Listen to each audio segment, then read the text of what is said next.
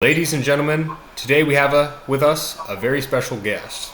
A man who is a lean maxer, as I like to call him. Someone who's very disciplined, well spoken, calm, cool, collected, always taking control of the situation. Please welcome Andrew Fidelis. Andrew, how are you doing today? What's up, man? Doing what's up, audience? It's a great day. I love the introduction. That's the best one I've ever had. So it's gonna be a great day. All right. So, what I do like about you, Andrew, I remember I was watching one of your videos, and I've seen people do series. The Adrian Broner video stuck out to me because we saw, especially in combat sports, right? We see people who are young, who have a lot of potential, people who are prospects, and then maybe they're thrown in too early, or they can't handle all the pressure, or it's very overwhelming. And we saw in the video where you were reacting, he had a lot of issues with alcohol, right? We see the gut. Like a year ago, he was shredded. He was jacked. He was back in boxing. Yay, he's back. Oh, you know? So why do you think that is with a lot of young athletes where the pressure gets to them, they make horrible financial decisions, they don't take good care of their bodies? And put a nuance there because not all athletes do that, right? We're talking about Adrian Broner. We're talking about a guy from Cincinnati. We're talking about a guy that was hanging out with gang members and niggas in the street. I can say niggas on here, right? Absolutely. Freedom of speech. Absolutely. Niggas on the street, that's who he was hanging with. So that's a little bit different, right? So when you get into that crowd, you're going to get into this materialistic.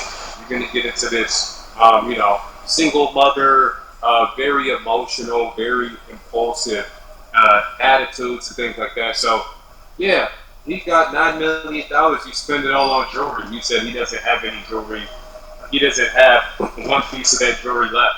He spent his $9 million all on jewelry. Doesn't have jewelry left. So these are like I wouldn't attribute this to athletes spending money and being irresponsible with money.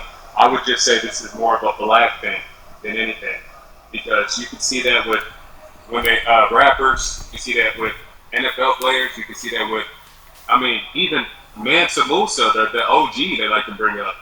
He was a king. He was one of the richest men on the planet. How did he lose his money? He blew the bag. It's genetic. It's in our blood. I don't know if you're black. You look like you're half. So it's like half in your blood, full in my blood. That's just something I gotta know. Maybe I gotta get like a Jewish banker or something he can direct me. So I don't know. We'll figure it out. Yeah, so my mom, she is mixed race. She's 75-25. She's more black than white. My dad's white. Okay. So with that, it was really interesting because I also wanted to bring up Floyd Mayweather, right? This is a guy, he's very disciplined, right? But he spends his money like a child. I mean, a good amount of that paycheck goes to Israel. I mean, he did have technically a Jewish banker and accountant. He got scammed, but... Actually, it comes in from Israel. It doesn't go. He gets it. He gets money from Israel.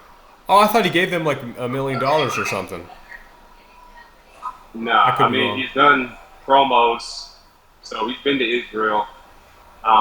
He took the deal, let's just say. So he's gotten a fair bit of money from Israel, and they know that he blew his money. So Jews are smart, so they're like, yeah, let me come in. Let's get this good little Nagoy over here to promote our shit. Exactly, because they'll get you while you're down. They'll get you, and you'll need them. True.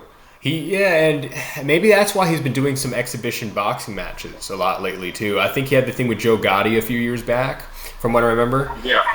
I think the thing is with Floyd, he's a big mouth and always knows how to promote fights. He's always been a good promoter. He's always been good at getting people under their skin. I think what really sucks is when I look at a lot of black boxers, a lot of them are truly talented. But a lot of black boxers are also undefeated and not willing to challenge themselves. Like when you look at Garcia, he lost fights, but he's willing to challenge himself and fight the best, right? Like I want to see Gervonta Tank Davis versus Lomachenko. I think there's rumors of that happening, but I think it just sucks because you look at Ali, you look at Tyson, they were willing to fight anyone in their era, right? You look at George Foreman. Yeah. But that's why I say I don't think it's a black thing. I think it's a Floyd Camp thing because Tank did train with Floyd, and what do they call it? Money Mayweather. It's like a business with him. So Yeah, he's money. not really worried about, you know what I'm saying? Yeah, he's not about the inherent, like, intrinsic will and honor of fighting. He's more like, I'm a business, I'm a name, I'm a brand, I'm a personal brand. His own boss. I can't take this loss. Like, I need this shit to look good on my resume. You know, that's really what he's about. I've gotten to a debate with some people about this because, like I said, Floyd, he's definitely one of those athletes where he's got a big mouth, good at promoting. I don't consider him high on the GOAT list. He never became undisputed. Like, for my GOAT list, you have to become undisputed and have numerous title defenses. Did he hold many titles and beat the best of the best? Yeah, obviously. I'm not going to lie. He has a good resume. But I feel like when it comes to Floyd and his career, could you argue that Floyd, I call it the Mayweather effect, where it comes to cherry picking and being smart with your fights, could you argue in a way that ruined boxing? Because a lot of matchups we could have had or should have had, they happen later or they don't happen at all. Yeah, I think so. It's hard to not put him in the GOAT category. Yeah. I could see why you would not put him at one, but I mean, he's got to be up there somewhere. Top 5, I can understand, realistically. Yeah. But, because I mean, we have seen him go against Hall of Fame talent. He dominated the best of the best, obviously, yeah. I just have a weird way. Like, I look at resume, yes, Floyd has a resume. It makes sense why he'd be put on the GOAT list of boxing. But, like, I know that because people will say, well, Floyd Mayweather beat Pacquiao, but look at the amount of weight classes Pacquiao fought at. And one of his latest boxing matches, I think, did he have a draw in his last fight, from what I remember? He came back. Ooh, was it the Asian guy? Yeah, the Filipino boxer. I think he had. I'm not sure. He came back. I don't think so. Because he retired in 2022. I'm not sure if he came back. I'll look it up real quick on BoxRec. But I watched his fight. He came back and he fought, I think, a Korean fighter or something. But he's still undefeated. I'm pretty sure. I don't know. I could be wrong. Yeah, because I remember he fought Manny Pacquiao. He fought some other gentleman. Who did he fight? I'm trying to remember now. Because it was I'm looking on BoxRec right now. I'm trying to figure this out. He had 16 opponents, 8 by KO. It's good. I mean, we can continue. It's only cool. Okay, so he fought against. Okay, he's actually having a rematch with Floyd on September. Yeah. With Pacquiao? Yeah. So, okay, the last guy he fought was Mario Barrios. And Mario Barrios had a draw with Manny Pacquiao. I think that was that earlier this year or 2025? Pacquiao draw. He had a draw against Mario Barrios. It was July 20th of 2025. So at his age, like, competing with people like that, it's still pretty impressive. But what I do notice a lot, especially with a lot of athletes, is the drinking, the horrible, financial choices. You said it's more of a black thing. You even quoted Mansa Musa. But I don't know. I think it's really interesting. I think we're in a very interesting time where I'd argue testosterone is decreasing. You notice less of Adam's apples in men, right? You see a lot of atrazine in our water. A lot of our food supply is poisoned. And I'm not sure if you heard of this gentleman. He's a Pakistani. He's part black and Mexican. His name is Omar Palmer. Have you ever heard of him? Like, he makes a series. He says, we're going to Goy Mart. We're going to he always goes to Walmart and shows what you shouldn't eat and shows the list of ingredients. And he has an app called Scout where he tracks the calories and sees if anything has seed oils in it, anything like that. Yeah, his name is Omar. I'm not sure if he's in Florida or where he is, but he lost a lot of weight. He was a fat kid, and he gives advice on how people should be lean, what to keep track of, like when you're eating, what is actually food and what isn't. He even talked about how testosterone, like, your testosterone levels, testosterone can even determine the way you think, too. Yeah. I really like his series. Yeah. I don't know who that is, but it sounds like he's doing good stuff. I don't know, maybe I've seen his IG reel or something, scrolling on IG or something like that. Yeah. But I don't know that name. He's very humorous in the way he does things. I like his content. he keeps it real, and he's always informing people, right? I feel there's not a lot of people that really expose the food industry as much as they should. Like, he's literally scanning it and giving people details, which I really like. Yeah, yeah. I mean, when you look at our food, I feel like anybody can do this. You can go to the grocery store, not trying to shit on him or take anything away, but it just goes to show how blatant like this manipulation is with our nutrition. You can just go to the grocery store, go to anything. The stuff that you probably eat if you haven't optimized your diet already, and then take a look at the ingredients. Shit that you can't name, shit you can't pronounce, shit you've never seen before. Shit if you look up with a Google search, you would be shocked at, the different uses and utilization of whatever the fuck this thing is. I mean, it'll be like, okay, cement, cigarettes, and it's like, this is cereal. What are these doing? The ingredients doing in my cereal? But it's crazy. But yeah, I mean, when people talk about big pharma, they talk about the big food is right up there, and these are similar people. No, I agree. I also wanted to ask, because I saw you pick up a white monster. What's in that? Like, specifically in that can? Like, what are the first four things you see when you read that? Well, this is not good. Let's see what we got here. So, the worst things in this is going to be the citric acid, the natural flavors, because that could be anything, right? Natural flavors. Whenever you read something that's like natural flavor, natural smoke, natural like, what is natural? What are you talking about? You got it from a watermelon? That just means they're doing some shit they don't want you to know about, so they want some leeway to do whatever they want. So that's not a good sign. Let's see. That's really about it. I mean, this isn't horrible, and then some ester gum. We don't like that. And since it's no sugar, it has what was that A thing? Not aspartame. What is it called? Asper something. I'm not sure, but listen, I usually don't drink these, but something happened to where I just need to drink this today. So, but I wouldn't say to drink Monsters. I would say drink coffee instead. That's a more optimal thing if you need caffeine. But I rarely drink a Monster. But if I do, I'll drink one of these, and I got a Celsius too. So. Yeah, I notice that a lot when I see a lot of gym bros. Like, they'll always have like an energy drink, right? Like, sometimes I'll see people like have energy drinks and have no water at all. Yeah, but the thing about this is there's no calories in here. There's 10 calories. So the way that this is gonna fuck you up is gonna be the skin. It's gonna be maybe your sleep, depending on where you where you drink it, what time you drink it. That's really about it. I mean, if there's some sugar, so maybe your teeth or something like that. But it's not gonna be like you're gonna turn into a fat fuck. Like, you know what I'm saying? Like, you eat a Twix bar or you eat something like that. So, not saying to drink it, but if you're gonna crash out, an energy drink, if you crash out on your diet with like a white Monster, you're not really gonna notice any serious, you know what I'm saying? Like side effects.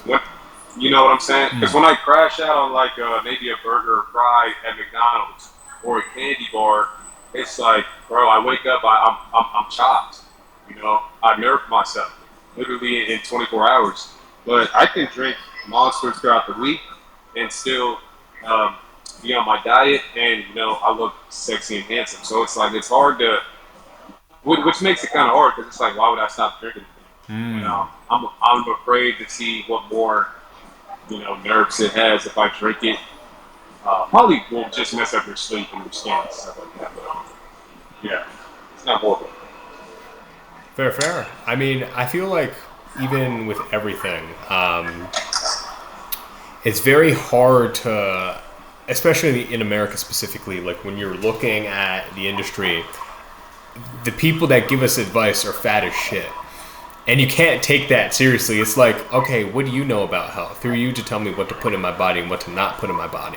Like the alternate option you're telling me has probably like what, like yellow 40 or red 40 or whatever's in it. Things that are illegal in like 50 countries across the world. And I try to look at my nutrition more because I'm trying to gain weight and look a lot better, right? There's a lot of things I could work on. And when I look at the ingredients, I'm like, this is not food. And I was doing a joke with my friends because I live in Jersey. And I'm like, man, there's nothing that beats Jersey water, brain-eating amoeba, because you go to Trenton, it's like all brown water. Yeah. I'm like, man, like it's literally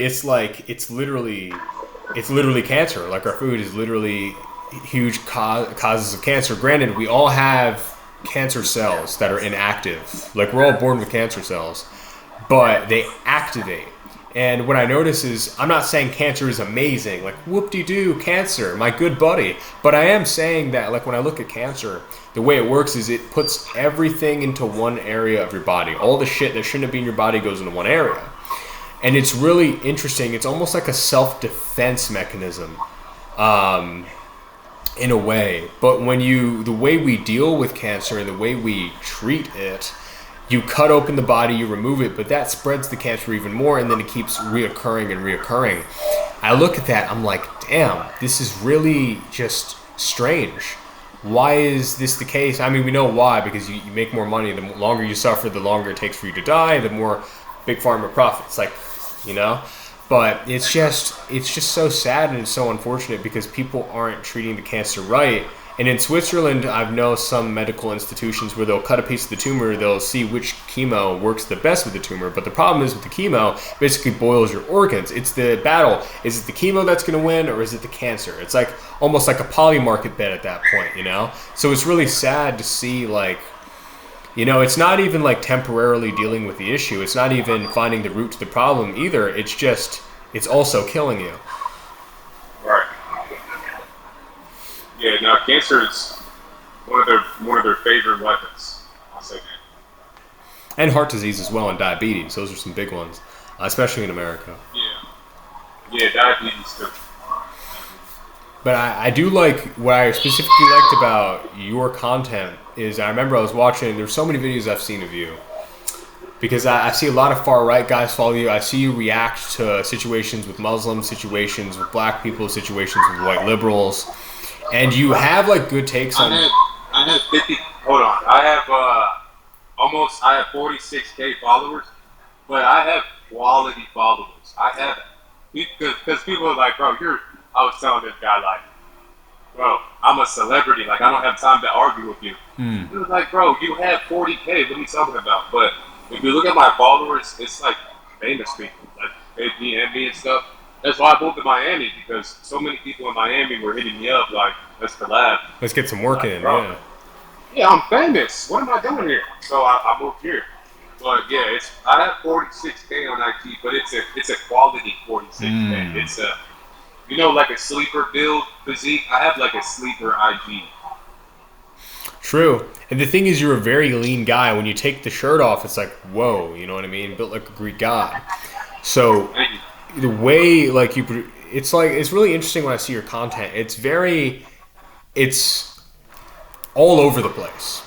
Like when I watch you, I'm like, damn, like this guy is literally, you see like something far right related, or your average gym bro, or a philosophical message, or issues in the black community. I like how you can basically stir fry. It's like, I'm going to go to this, I'm going to do this, I'm going to dip this in, I'm going to dip that in. And that's what's very creative with someone such as yourself. The way your platform works, you can mold it into anything. Like, how did you really get into politics, or even get into working out, and what to put in your body and what to not put in your body? Were you a skinny kid growing up? What was your life like to be like, okay, I need to make that change? So which one do you want to talk about first, politics or the food? I'll go into politics, then the food. I want to switch it up like you do. Okay. So politics, I would say, I never really, because this is what I tell people, because now I'm pretty, I'm not a congressman, but I'm pretty deep in politics to where people want to hear my takes and stuff like that. And I've been on political podcasts. And people see me, they see I'm black, they see I'm beige, and they think I'm like a black conservative, one of those like black intellectual types. But they don't, I'm, at the end of the day, I am a nigga at the end of the day. That's what they don't get. So I'm not a black conservative. I'm not one of these.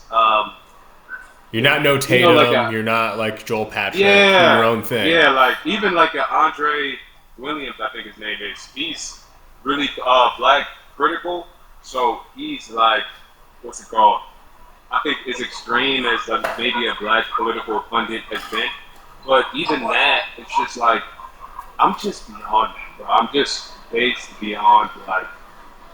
That's why it's hard for me to stay in one lane. But I say that because I didn't get into politics until maybe 2023-ish, because like I said, I'm a nigga at the end of the day. So I was like watching the NBA Finals. I was like listening to No Jumper interviews with the rappers and shit like that, I used to sell weed. I used to smoke weed.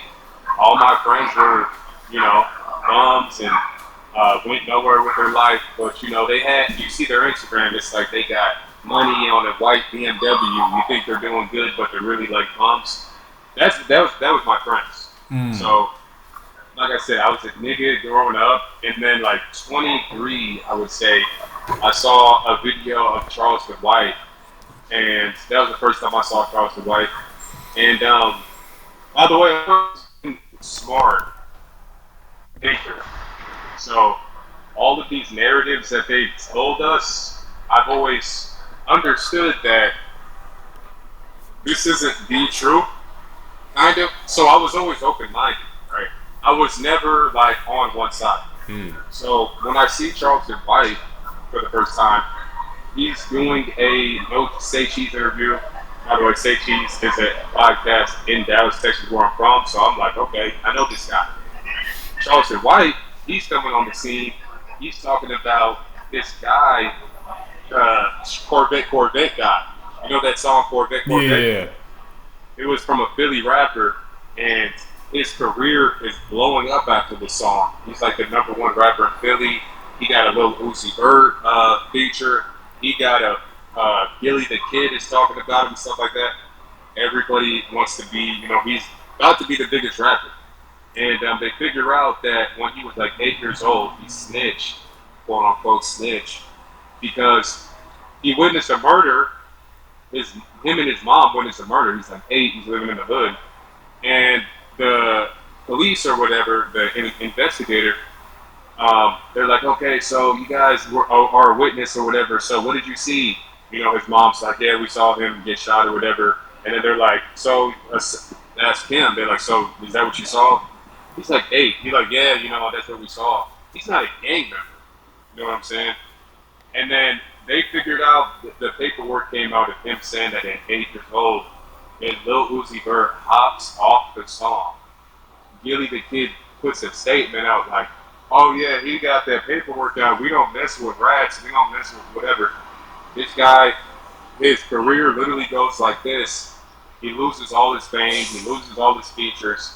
He's like on the edge of suicide now. He wanted to kill himself because at 8, you know what I'm saying? It's horrible. So Charleston White is pretty much horrible. Charleston White is pretty much going off on this, saying like, who was Uzi? Like, who was Gilly? Like, y'all are fucking idiots. This kid was 8. Y'all are gonna get him out the rap game. So what are we teaching our kids to go against their mom at 8? Y'all are fucking idiots. Y'all are dumb. The black community is backwards. And I'm like, this is the first time I'm kind of hearing, like listening, this, like intaking. Yeah, like, okay, that makes sense. Like, what are we? What is the precedent we're setting with our kids? So go against your mom? And it's like the logic I'm kind of seeing, and it's like he's just. It's so backwards, yeah. Yeah, so I'm like, okay, boom, because I kind of understood like no snitching is kind of backwards already, but seeing them actually, like they canceled this guy pretty much. That's what they say in politics, cancel. They canceled him for this, and it's like okay, this is crazy. And seeing Charleston White say that, it's like this is now a stance. Like this is now a side. So it's like now I can take a side with this because before it's just kind of like thinking out loud. But when Charleston White was saying it on there, it's like, yeah, the black community is like, fuck, bro. This shit doesn't make any sense. And he was funny on there. He was like, he's hilarious. So he was saying, Uzi, he was like, right-handed guy, and I don't know one Uzi verse. He's like, oh, Uzi, this. I'm like, oh. By the way, I listen to Lil Uzi. I'm in high school. He's like the best rapper, and so he's like shitting on the people that like have clout, have motion, and he's kind of like slaying not my idols, but the people that are like the biggest in the game. So that was like big for me. So after that, I'm listening to Charleston White. He's kind of political. Then 2024 comes, I start watching stuff like Cody Kirk, baiting people on campuses. I start getting Trump administration, like the Trump campaign and stuff. I start watching Brandon Tatum actually. By the way, Brandon Tatum followed me. I didn't want to follow him back for a long time because he be with his views with Israel, yeah. That's. But I was like, I'm gonna follow him back just because I might need a collab or something. Yeah. He collab with Byron, so I'm like, you know what, fuck. Yeah. So, yeah. When he was just black critic, to really get pro Israel like that, I was watching him back then. I was watching Charlie Kirk, and then I found Nick Fuentes and Alex Jones and people like that. And, Fresh and Fit and Andrew Tate, and I started watching them, and it really gave me a political and philosophical consciousness that I really didn't have before with just watching, no jumper interviews with rappers and, Black Block. There's no point in stuff. Andrew Tate, you watch Nick Fuentes. After the episode's over, you feel like you want to go and do something. It's like a call to action. You're thinking about your life. You're thinking about, okay, why can't I afford a Lambo? Do I want a Lambo? Like, do I want to change? Like, see these problems in the world. Do I want to do something about them? Am I gonna let them? Like, you watch Nick Fuentes, he'll have you thinking. Yeah. You watch like a black fucking rapper interview with Cardi or some Playboy Cardi, you'll be like, yeah, I just chilled and yeah, it's just like it doesn't provoke any thought. It doesn't help you to think outside the box. When you watch Nick Fuentes, exactly. You watch Nick Fuentes, you like him or hate him, you're gonna be thinking about something. You're gonna be thinking about it. So, yeah. Yeah, and I like that because like the way like your political spectrum has been like shifted or impacted, like you've listened to average black Republicans and conservatives, then far right. It's like, okay, Myron and Nick and all these guys, Andrew Tate, and then you have your Tatums, you have your Joel Patricks, because you are not a Republican because the way you view Israel, you're like, nah, I don't mess with that. However, there are things you've taken from black conservatives that like, you know what, I agree, the black community is messed up. And that's what I like about you. Like, you can look at solid takes, whether someone's from the right or left. You know what? I agree with that. You know what? I disagree with that. You know what? I don't like this guy very much, but I could agree with what he says. I think we need more of that, right? Because people are like, oh, I'm far right. But it's like, do you really agree with everything everyone says in your movement? Like, for example, Hassan Piker. Oh, he agrees with Palestine. He recognizes Palestine as a country. Okay, cool. But let's look at his actual political beliefs other than supporting Palestine. America deserved 9/11. I'm like, okay, I don't like that. I don't know how people on the far left can say, hey, we're not violent, but then they'll be preaching for violence. We need to kill politicians. Like, you'll see leftist people say that online. And then it's like, okay, the problem with these movements that I feel, I don't like how people can be kiss asses, meaning you are allowed to disagree with your party or disagree with the movement you claim to be a part of.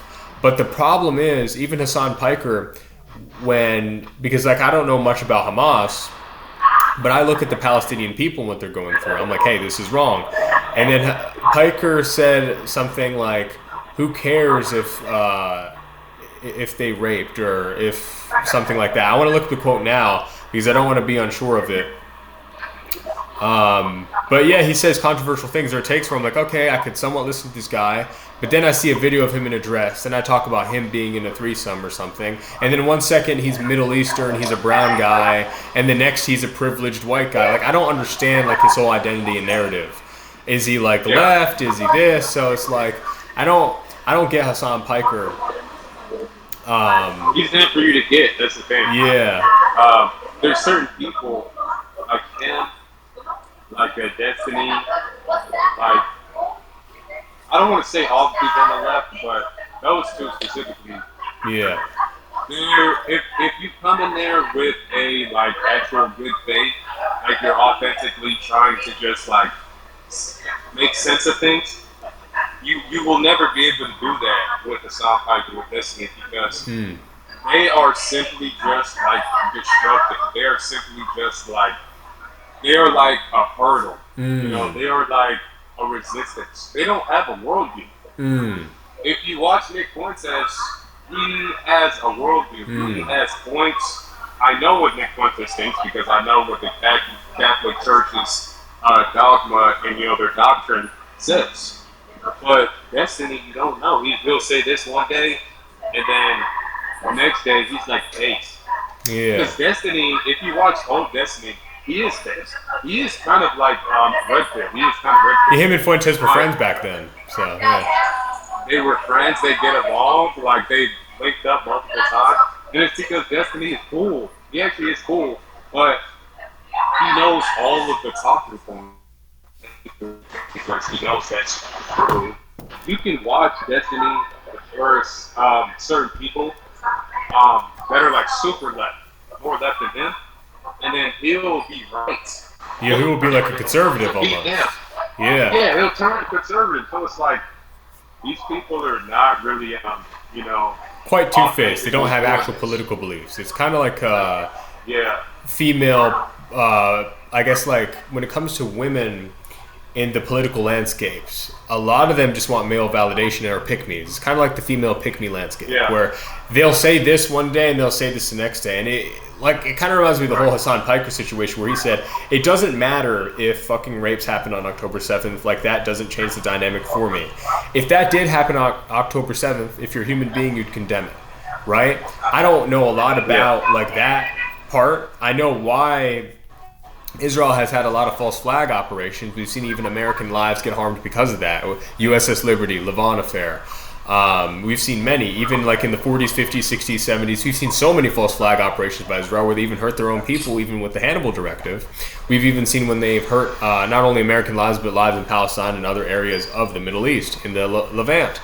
So my problem is, I even talk about, I think a lot of leftists, not even leftists, I feel like these liberal, far left like advocates, a lot of them are very emotional. Like their heart in certain periods of time will be in the right place. They'll be like, free Palestine, but like they'll get interviewed on the street, why free Palestine? And then they can't answer the question. You will see a lot of the times when pro-Pallies debate, they're horrible debaters. They're emotional. It's just angry brown people. It's just angry white liberals. And they don't really know what's going on. They just hop on the bandwagon. And I think that's what a lot of people do these days. They hop on the bandwagon. They really don't know what's going on. Everyone has a fear of missing out. It's all hot topics, but like, what can you do to support that claim? You know? Yeah. I agree. And it's strange because like, I remember I was talking with an Israeli and it was very strange to me because I had a discussion with him and he was saying, well, hey, those kids are going to end up being terrorists anyways. I'm like, those are babies. You know, how could you think like that? That's a child. You know, so like with this whole deep hatred, I understand that both sides have deep hatred for each other over the years, but we all have to understand, how did this come to be? We have to like look at history and be like, hey, are we being taught this accurately? We're taught, hey, high cholesterol, don't eat this. But you're fat and you can't see your own dick, you know, you can't see your own feet or tie your own shoes. should I really be taking health advice from you? This guy is very lean. He has the body that I want. I'm going to listen to this guy on Instagram. Now, granted, I'm not saying to listen to random people on Instagram. People can lie and use their platform to manipulate and sell a product. But however, it seems people trust Instagram and TikTok more than our politicians or our health directors. So that's really showing that's a problem in society. You know, the thing we're not supposed to trust. You know, I don't really trust this person very much. They've been giving me shitty advice. I'm going to try something else. You know, so. Yeah, honestly, that's why I'll say something, and I'll be like, "Where'd you find that on? Where'd you learn that?" I'm like, "TikTok." They're like, "Oh," and then everybody starts laughing. It's like, "Nigga, that's the best place." Maybe at this point, yeah. About. Where do you want me to bet? Like, people freaking Art Association.com. All right, yeah. When you get on TikTok, when you get on Twitter, that's where you want to find your health advice. You know, so when people are like clown you for TikTok knowledge, it's like, oh, you mean a genius? You mean like high IQ? Like that's the smartest people in the world have like 40K followers on TikTok, and they're just like giving their views. If you can find them. You just got to go in the deep archives and not look at the LARPers, and you find real people. It's like, man, they can make a real difference in your life. They understand you better than you know yourself in a way, and they like appeal to you. Like you even said, when Fuentes speaks, people listen, right? That's a very powerful thing. Now the problem is with a lot of Sorry, I cut you off. I said people think when we talk, they think. Yeah, the problem is with a lot of groupers. Because like I said, I'm the type of person where I have to call out retards in the group. I think a lot of groupers will defend Nick no matter what he says. It's kind of like, I'm not going to compare it to MAGA, but in a way, MAGA and groupers are similar where both leaders, Trump and Fuentes, can completely go against everything their movement stands for. However, their fans will always defend them. That groupers go against anything that their movement stands for. Yeah. Hold on, sorry. They're usually aligned. I mean, the Gorkers are kind of their own force. At this point, they've kind of taken their own shape, their own form. But they're usually aligned with Nick, and Nick is usually, at least morally, he's always pretty aligned. If he's not just making a regular human mistake. No, I could agree with that. I just feel like when you have that big of a platform like Nick, and I'm not the type of person where I don't like how people are getting doxxed. I don't like how people are afraid to say how they feel because of consequences of losing their job. I don't like how our First Amendment is becoming like eradicated, almost, you could say. But I do think as a content creator, you have to watch what you say because people are so sensitive and take a lot of things literally. So meaning, people should be able to think for themselves, but we live in a society where people are getting dumber, right? When Nick says something, people will immediately defend. You don't have to always agree with what he says. Like, for example, with the Epstein situation, where a lot of people said, oh, he was defending pedophilia. I understand he was talking about hebephilia and apophilia, right? When we see people having attractions to younger people. I don't agree with a grown man doing things to 14-year-olds or 9-year-olds or 15-year-olds. I think that's disgusting. However, society is going to deem it as pedophilia because it is doing disgusting things with a child that's underdeveloped that cannot think for themselves. Now, one of the biggest problems with the whole Nick thing, at one point, the Epstein knowledge that we had was that his youngest victim was said to be 14. Then we found out one of them was 9. So, like I said before, with Nick, he has to watch what he says because it could, if people are saying, hey, this is our future president, he's based, they could have those clips and take that out of proportion. And that's the problem. Well, but how would he have known that the youngest one was going to be 9? No, I understand. The information came out after he made that live stream. I get that. Yeah.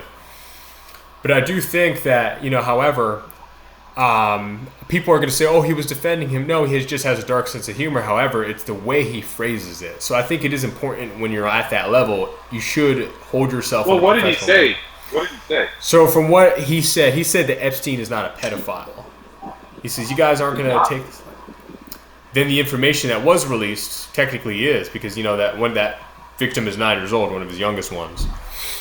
Right, but he's not a sports itself. it's not pedophile because 14 having sex with a 14-year-old is not a child. That's not a child. Yeah. So if you say, well, boom, a month later we find out he had sex with a 9-year-old, it's like, well, this is different information. This is a different situation. It's like, how are we supposed to know that? He didn't say having sex with a 9-year-old. He didn't know that at the time, yeah, because we didn't have that information in those files, yeah. No, I'm just saying it's... And there was context with that. He didn't just say that for no reason. No, he explained it and elaborated, yeah. Yeah, he said that, listen, these Epstein files are now showing us what is happening in the government. People that have been corrupted, like actual laws that have been in place, actual agendas that are taking place due to blackmail, and everybody, the only thing anybody's talking about is, oh my gosh, they were kids, they were children, yeah. He's having sex with children. It's like, that's just so besides the point. And it's women. It's women. It's women in politics, and it's like beta males that are like girls that are like, oh, how could you have, you like a 16-year-old? Like, if a guy ever came to my 16-year-old daughter, I would show what's up. And now they're making this whole thing about like underage women. It's like, bro, we're trying to fix our government. We're trying to fix the corruption. We're trying to solve. Like, this is what the Epstein files was for. This was to create division and fuck with our heads. Yeah. Yeah. If you've been following the Epstein files, this has been going on for a while. This is what it was for. To see the corruption in our government, not to point your finger at this guy for liking young girls. So he was trying to get the conversation back on track by saying, and because he was kind of like going up, saying exactly what I was saying, and then he was like, and technically, and you guys are not going to be ready for this, but technically he's not even a pedophile if you guys really want to go there. By definition, I know what you mean. Yeah, so it's just like, and on top of that, it's not even pedophilia. So it's like, okay, that's kind of what he was saying. Yeah. Not just like, hey, this guy's not a pedophile, he rocks. That's how people are taking it. Yeah. Yeah, he just has a sense of humor. I'm just saying for his sake. Obviously, people... The problem is, another thing with the social media... I don't think that was trying to be funny. I think that was just like... It being real, yeah. Yeah, he was really reverting the conversation back on track. I just think the issue is we live in a generation where people just watch the 30-second clip, take everything out of context. Could he have worded it better? Maybe, but people didn't actually watch the live stream. They didn't actually listen to what he said, and that's something social media algorithms are really good, villainizing you by taking words out of proportion. It's kind of like when you see Muslims and Christians debate, right? Muslims will take a Bible verse out of context and not actually read the full thing. Well, actually, that's not what it said. It talked about, it was something I was watching where, I'm not sure if it was Ali Dawa or someone, but they were marrying the daughter to a man to protect the daughter. Because, in ancient Israel, they had different traditions. Like, slavery back then for the Israelites was different from, like, the transatlantic slave trade that happened, like, when African slaves were brought to America. They had something called slave debt back in ancient Israelite times, where you'd have to work it off and then you'd be done. But the slave would be fed, have a place to eat, have a place to sleep, and would be well clothed. But the problem is people don't take the time. That's the thing that really sucks. People don't take the time to do research. They don't take their time to be educated, to do the research, to understand the full context. They just watch a few 10-second, 20-second, 30-second clip, and then boom, this guy is evil. I'm like, hey, that's not what he actually said. And AI sucks because we don't know if that video was real, if that video wasn't real. So that's where there's a lot of issues. I mean, obviously there's AI detecting technology, but the issue with AI is that you could use AI, and AI could struggle to detect AI. So that's another problem. Yeah. Yeah, that's true. So yeah, I mean, but how, as a kid, I asked you earlier, and I kind of broke off and got to that segue. I think this will be the last segment. How were you as a kid, like body shape wise, and how did you like get to your aesthetic physique you have now? Yeah, so when I was a kid, I was really skinny. I was so skinny that my mom didn't want me to play football. She wanted me to, I was a football player my whole life. She didn't want me to play football because I was so skinny. She thought that I was going to like get my bones broken. And, me, like I took that as an insult because it's like, I really like that on the field. What are you talking about? She doesn't understand because My older brother, he went to the NFL for a little bit, practice squad and stuff like that, but he was one of the best football players in town. He was D1. He was like, oh, this was like, he was official. He was a lineman. He was a D lineman. So he was like, and then shorter than me. I'm 6'4". He was like 6'3". But he was like 280. He was huge. Me, I'm a receiver. So she sees my older brother, who was a huge lineman, and she's like, oh, okay, that's what a football player looks like. And she sees me, who's like a skinny, scrawny, looking skinny guy with long arms, lanky, and she's like, you're gonna get hurt. You don't need to be playing football. So I was really skinny, and I would say I started to gain. Well, I never was aesthetic until like recently, but I definitely after football I definitely fell off the wagon when it came to like maintaining my physique, going to the gym, lifting weights, eating right. Man, that was probably the most shocked I've ever been in my life because I was like, bro, as soon as I quit football, I was like, I never want to see another weight again. And I'm eating straight dog shit food because my diet was shitty my whole life because I've been exercising and talk about 10K steps. I was getting like 30, 40K steps a day and lifting. Like I was doing 3, 4 workouts a day. So I went D1, you know what I'm saying? I was a D1 athlete. So I never had to worry about counting macros and all that other stuff. Shit like that. Because you're burning a lot of calories. Like, burning crazy calories, and I'm in tip-top shape, and I'm lifting every day. So it wasn't until after I quit football that I realized, like, I'm a human being. Like, what a calorie is, what a macro nutrient is, how much protein we need. Why the fuck does my skin look so bad? Why do I have face fat? How do I get rid of love handles? Like all these things I have to now figure out because I'm so chopped that it's like, for me, I'm competitive, you know? I gotta look good. I gotta perform. To feel good. I gotta be top tier. Like I can't just be out here just living life. I can't do that. People, like my friends are out here just like fucking regular bodies, you know, nothing impressive. They take off their shirt, nothing impressive. They show like, but hey, what do you think? What are your thoughts? Like, what is the meaning of life? You ask them a couple deep questions, just surface level. It's like I can't. I have to be impressive. I have to be of use. I have to be out here. You know what I'm saying? Like, no, I agree. That's why I like Clav, because when he said, I just want to ball. Like, I just want to walk in and then you just look. Like, I feel that.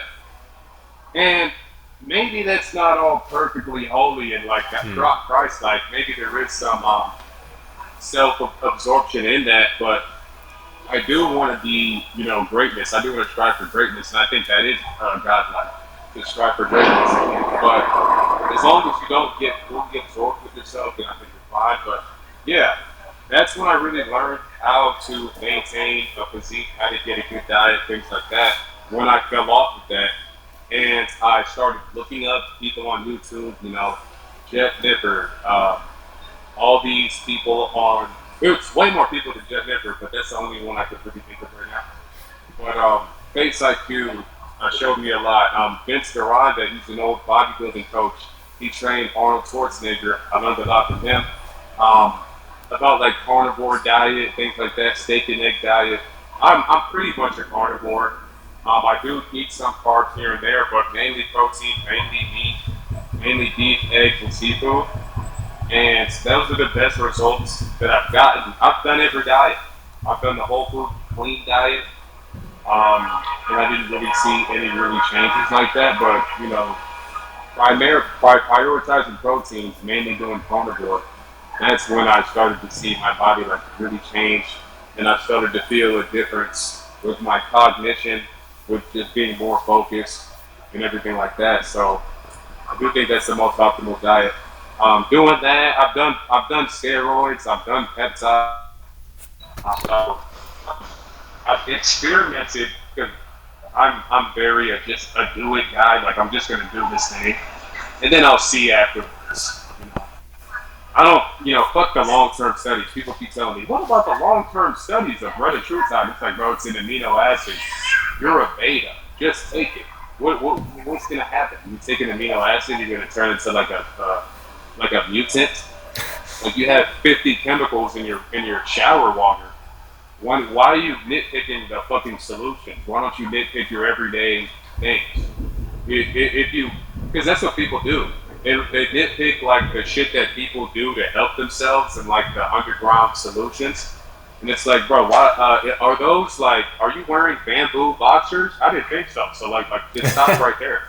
You know what I'm saying? Like, No, I get it. We could do this all day, and it's gonna be worse on your end because those boxers are like from Bill and Melinda Gates. The shit I got is from people that are like Chinese research chemicals. Like Chinese people aren't destroying themselves; they're using themselves to function the system they're in. So they need their citizens to operate at high levels. Same with Russia. That's why I like their chemicals because they don't destroy their citizens; they use their citizens. Maybe that's worse. That's communism, but you are the citizen. And I'm going off tangent, but like that's why I can use Chinese chemicals because it's to like perform to the highest level. So, so that's why I like that. But yeah, experimenting with those and really finding out how to be lean, how to live better, what I need to eat, how to optimize my diet. That kind of was my journey.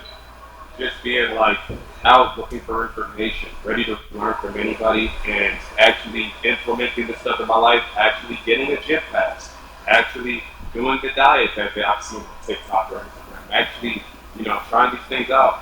Just gave me the step ahead of everybody else, and that's why I'm so sexy and handsome because I actually done the stuff. I actually do the things. I have like 18K steps right now. I was in the ocean today. I was on the beach. I was grounded. I was in the sun. I did all my stuff. And people know these things, and they don't do it. And it's like, okay, well, you're never gonna ascend. So once I figured out how to ascend, I just did it, and I ascended. So that's kind of what my journey is. I mean, yeah, like you're trying to achieve that like ideal peak male body, right? Because you're always trying to ascend, you're always trying to get to your highest level. And if your highest level could be higher, it's like, you know what? I want to be at my highest. This isn't my highest. Today it is, but 2 seconds later, it might not be, So I do respect that. I do like people that go overboard and think outside the box. Like with black people, it's either 50-50. It's like, I want to be out the mud. Okay, there's nothing wrong with wanting to be out the mud and want to do better for yourself. But how are you going to do it? How are you going to get to that point? Are you going to take an ideal way or a strategic way? Or are you going to wing it? Or are you going to let the horrible influences in your life break you, right? So there's many factors to it. I respect Clav because Clav's honesty keeps it real. I am an asshole. Oh, she's a slut. But I don't like the pride and like the lustful aspect of his followers, I'd say. There are good things to take from that. There's nothing wrong with wanting to be better, but how far are you willing to take it to the point where you push away the people that love you? Or sometimes it's necessary. Certain people are going to disappear and no longer be in your corner. That's natural in life too. We've seen that. But yeah, I do appreciate you. Thank you, Andrew, for taking the time to come on here. I'll make sure to put your Instagram, everything in the description below. Thank you for taking the time to talk with me. This is an interesting set of topics that we've covered today. Absolutely. And yeah, man, appreciate the interview. Appreciate you reaching out to me. We're very cool. It's been a long time. We set out a date. You were your own boss. You got a future if you keep on doing this. Maybe get a new camera, maybe get a background, keep on upgrading. Keep on improving, and you can, this is easier. Like this shit we're doing right now, and taking it and elevating, it's easier than you think if you just keep on showing up and being consistent, having a good attitude. Bro, you're just gonna blow up. It's so easy. So keep doing that, man. You're doing a good job. Thanks, man. God bless you. I appreciate you for coming on here, and tune in for the next episode, guys.